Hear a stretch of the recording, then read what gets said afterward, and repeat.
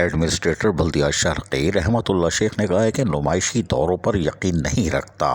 دورے کر کے علاقے کی صورتحال کا جائزہ لینے کے بعد احکامات دیے جاتے ہیں، جس پر عمل درآمد یقینی بنانے کے لیے افسران اپنا کردار ادا کر رہے ہیں۔ ان خیالات کا اظہار ایڈمنسٹریٹر بلدیہ شرقی رحمت اللہ شیخ نے سپرنٹینڈنگ انجینئر B&R سلمان میمر اور ایگزیکٹو انجینئر امتیاز بھٹو کے ہمراہ ایوان روڈ منصور کالونی میں روڈ لیولنگ اور M&D اسٹور روم کے معائنے کے دوران کیا۔ ایوان روڈ پر روڈ لیولنگ کا کام جہاں جاری تھا، انہوں نے جہاں خود معائنہ کیا،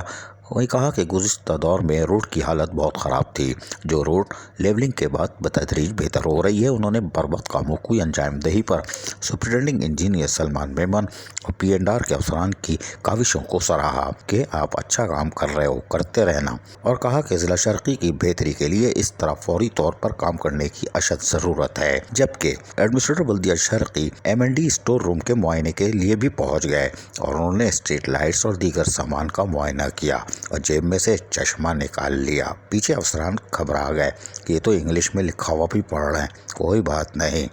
لیکن ایڈمنسٹریٹر بلدیہ شرقی رحمت اللہ شیخ نے کہا کہ ترقیاتی کام کسی بھی نوعیت کا ہو، معیار اولین ترجیح ہے، اور اسٹریٹ لائٹ کی بہتری کے لیے بھی جہاں بلدیہ شرقی کام کر رہی ہے وہیں پہ M&D کو چاہیے کہ لائٹوں کو روشن رکھے۔ اس موقع پر انہوں نے جہاں لائٹوں اور پنجرے کا معائنہ کیا کہ مضبوط ہے کہ نہیں، اس کے بعد چوکوں کو بھی غور سے دیکھا، تاریخ دیکھی، کوئی بات نہیں، اور اس کے بعد انچارج کو کہا کہ بلب لگا کے دکھاؤ یہ بلب صحیح بھی ہے کہ نہیں، بلب بھی جلنے لگا، کوئی بات نہیں۔ ایڈمنسٹریٹر بلدیہ شرقی رحمت اللہ شیخ کام کے ساتھ ساتھ کوالٹی کو بھی چیک کر رہے ہیں، اور یقیناً یہ اچھا کام ہے۔ چیز خریدی ہے تو وہ بھی پبلک کے فنڈ سے، یعنی عوامی ٹیکسوں کی مد میں آنے والے پیسوں سے، اور وہ ان کو واپس لوٹاتے ہیں، اور یقینی طور پر یہ احسن کام ہے کہ کام کو چیک کر لیا جائے، بلب صحیح ہے کہ نہیں، چوک صحیح ہے کہ نہیں، چشمہ لگا کے۔ عزیز عارف KBS بلدیاتی نیوز کراچی۔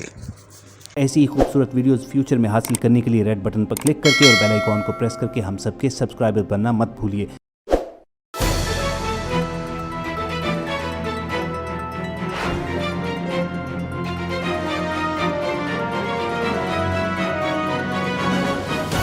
KBS